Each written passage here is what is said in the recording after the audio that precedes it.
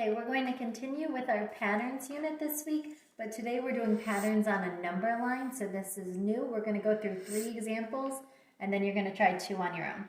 So question 1 says, which best describes the location of point X on the number line shown below? So in order to find X, we have to figure out what each line is adding. So if I tried to add ones, this would be 115, 116, 117, 118. So that doesn't work. So if I try adding twos, 116, 118, 120, 122.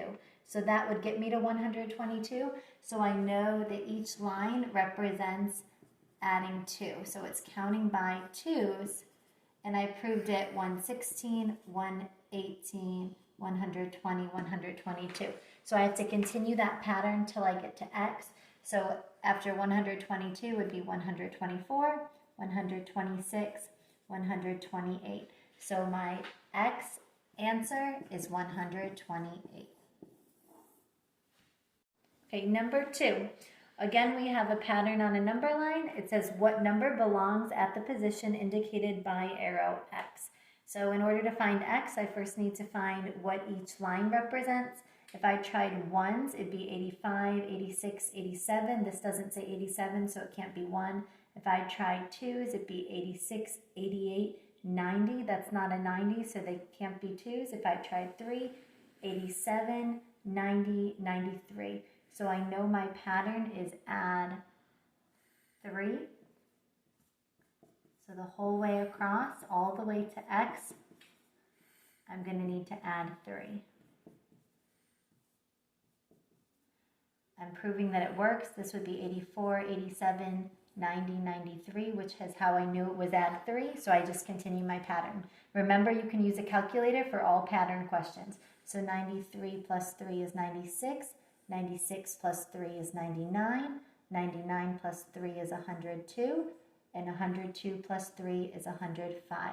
So X is equal to 105 on this number line. Okay, last one, number 3.